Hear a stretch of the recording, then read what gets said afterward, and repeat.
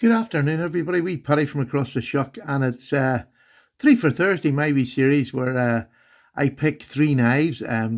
Usually got something in common between all three of them, and or there's a link between all three. It doesn't really matter if it's just three knives. If you don't have that, it's just three of your pocket knives, locking knives, whatever you want. I want as many people to join in as possible, so I get a chance to see more knives. Now, the center three on the top here, that's the ones I'm going to discuss today, but I've got these other ones out because they're the same pattern.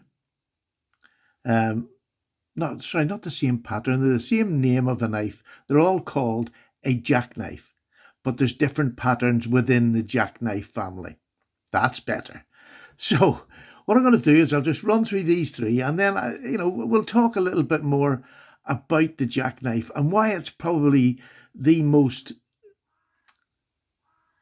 common knife with it. I think it's probably one of the most common knives.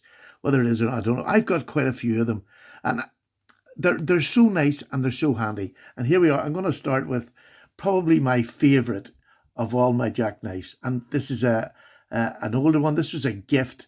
This is an older knife. This is a George Wolstenholme, a great UK maker who went out to America and made a fortune. But this is a beautiful Sheffield knife. It has two blades. Now, jackknives can have as many blades as you like, and the one criteria is they all come from the one end. They're all open on the one end. So this is a typical jackknife. Will have two blades. It'll have usually a clip blade and a pen blade, or a spear point and a pen blade. That's the typical, and that's what all these ones have. All these ones have either a clip or a spear. This one is just beautiful. This is a much older one. It's just so beautifully made, and it's a serpentine shape. You can see that bendy shape on it, and all three of these have that shape. But the shape has nothing to do with what the knife is called. It's a jackknife, and the jackknife, as I say, is blades that all open from the one end. You can have 2 to 4 all on that one end. It's probably more than that as well, but but for comfort sakes and for pocket sake, 2 is enough. You usually have a heavier spring and a smaller spring on these knives. As you can see, the difference in the thickness in that blade and then in the little small blade. So this is a little pen blade. Now, there's people use them in different ways. Some people will use the main blade until it goes blunt, and then they have a razor sharp pen blade just in case this is not tackling the task. Some people will use this all day and keep this sharp so that you've got a bigger blade when this one goes blunt. It all varies. It really does vary. And people's uses. I personally think they're just so useful. I'll take this out for little small jobs and this out for bigger jobs. Simple as that. Again, I'm very rarely ever going to blunt a blade, so it doesn't really matter. And these are beautiful, whether they're carbon or stainless steel. They're thin enough behind the edge that they strop up just beautifully. And that's the same for most of these knives down here. They're all just so handy. You can keep one or keep one and use one either way around. It doesn't matter. It's what you choose to do. I just use whatever's. If I got a little bit of thread I want to cut off, I'll just take the pen blade out, because them sort of cuts are not going to blunt it. Do you know what I mean? And as long as you look after your knives and strop them at the end of the day, they're perfectly ready in 2 minutes for the next day most of the time. But I love this one. It's just beautiful. This is the bone with a lovely shield on it. It's just so well made. Wolstenholme was such a good knife maker, and he ran a tight ship.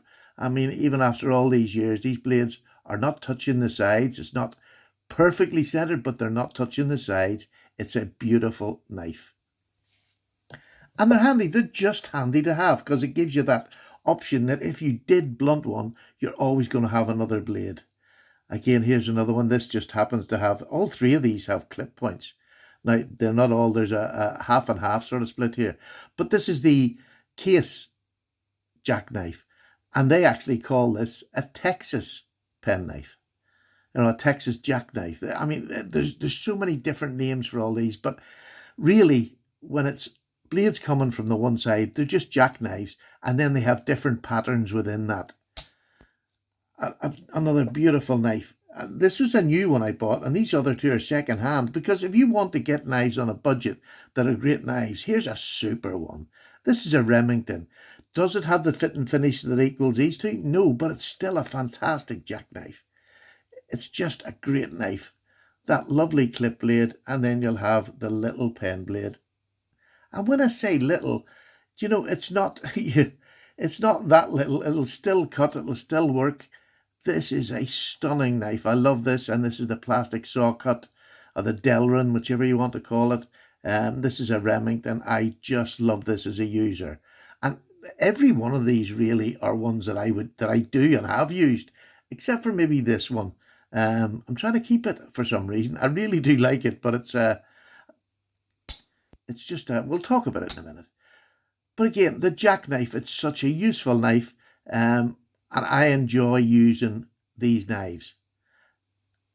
Are they the most comfortable to hold in your hand? Because no matter what blade you got out, you've always got one left behind. Now, the small blade is never a problem, but if you're going to use the small blade, you then have that. You have to move your fingers around it. But on a jackknife, it's dead easy. It doesn't matter what this blade is. You can usually move your fingers around in seconds, and you don't have to think about it, and it's comfortable to use. I like that. I like that a lot. And if you can see, the blade's nearly tucked in there. I can get right up on it. Beautiful little penknife for any sort of work that I need to do in a day, to be honest with you. But I keep saying that, I know, but it's so important that people don't get hung up. You know, you don't need any of these real higher end steels to have a nice penknife in your pocket, or a pocket knife. I tend to call these a pocket knife, and a penknife I tend to call blades where there's one comes out either end, and I call them a penknife. But it's just so that I have a clear thought on what I'm talking about. So this to me is a pocket knife. The penknife opens one from either end. Is that right? Is it correct? I don't know, but it's what I choose to call it. Pocket knife, penknife. And then I know what I'm talking about in my own head. That's all I need. I don't need any more complicated. The fit and finish is not as great. The back spring, there's no gaps in it, but it's uneven. Look, it doesn't matter. This cost about £40, I believe I paid for this, because everything about it, except for these uneven springs, but they don't affect the knife's use. There isn't these big gaps in it. It's not perfectly put together, but again, and absolutely solid. It is so solid, this knife. I love it. So to get on to we've got the fact that these are jackknives, and then I talked about patterns. These are all serpentine. Here's a jackknife. This is my Case Tony Bowes very special edition. It's in a dog leg pattern. You can see that dog leg shape on the pattern. It's got the beautiful big spear point. Really lovely workable knife. This is an ATS 34. Absolutely super. And a great big pen knife. And this really is a pocket knife to me. This is just a super pocket knife. Let me go to, here's a one that's just been released from GEC. And this is the bunny knife. It is the big clip and the pen blade and the swell end, because it does slightly curve, but it's just a, I don't know what you would call it, a swell center or whatever you want to call it. But to me, it's just a pocket knife. It's got two blades, cuts, really useful, $10.95. Here's another one, and this is the cigar pattern, or the equal end penknife, as I call it. But I still call it a pocket knife because it's my way of separating it. But look, half the times, as you've already seen in this, I will change my description of it, because they all just go in the pocket in their knives. This has another beautiful big... This was actually called a trapper. This is a remake of the old model that was made. This is a Mer and Grosh, and it was no pattern. And when this came out, it was called a trapper, but it has a pen blade and a spade blade. A spear point. Again, they just seem to name knives in this really weird way, which is why I like to call these pocket knives and the others pen knives. And they're also called secondary knives. So you can get very, very confused. So for me, pocket knives, pen knives, that's what if I'm going to describe it, you'll know what I'm talking about when I say something. But this is a beautiful fat cigar end, two sturdy blades. Even the pen blade on this has a good thickness. Now, it's not thick by any means, and it's very beautiful behind the edge. A stunning knife. These were made by GEC as well. Just stunning knives. Here we're going back to an old one. And I would say that most of these knives, the biggest majority I'll have them as second hand because I do like the older ones. This is a Cutlery Co. made by Camillus. Beautiful bail on this, decorative bail at the end. Lovely easy open notch there where you can just get your finger in and pull it open. Again, that lovely big spear point with a long pull, which is nearly unnecessary because it's an easy open, but it's nice just to have it.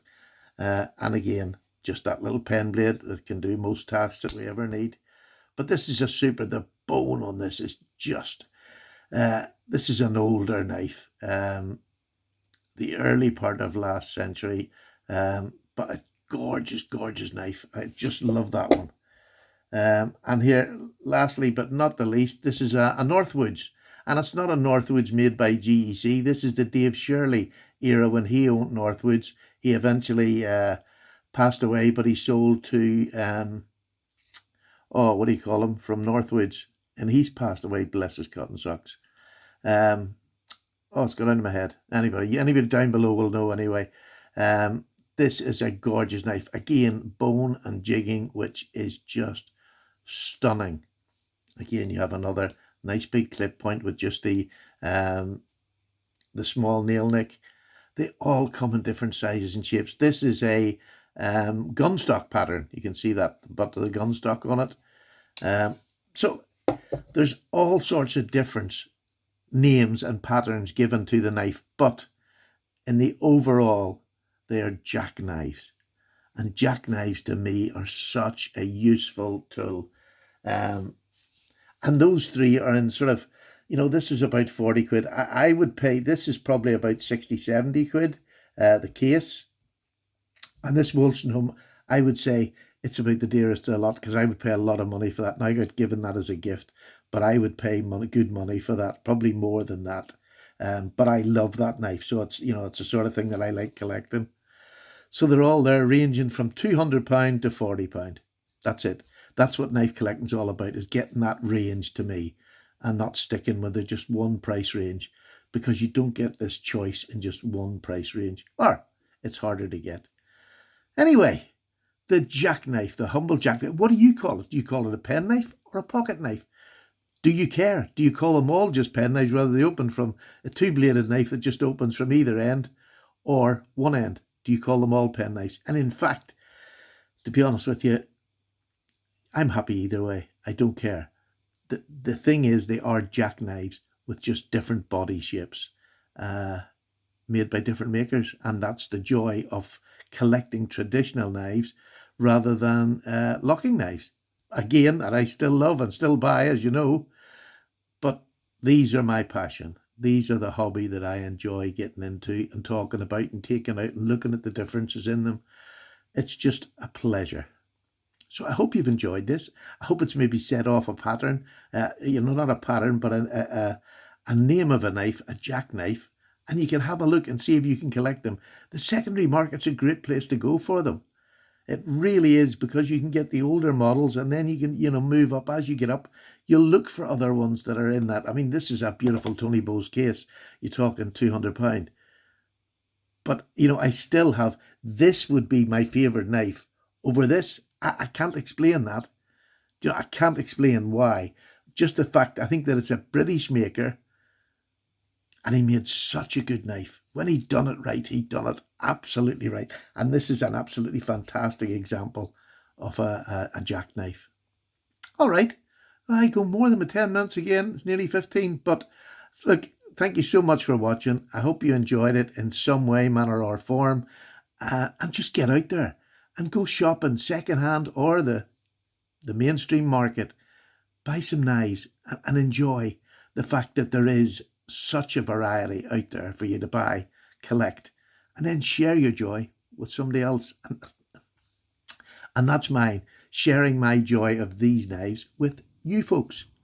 So, take care. Paddy's away for a wee cup of tea.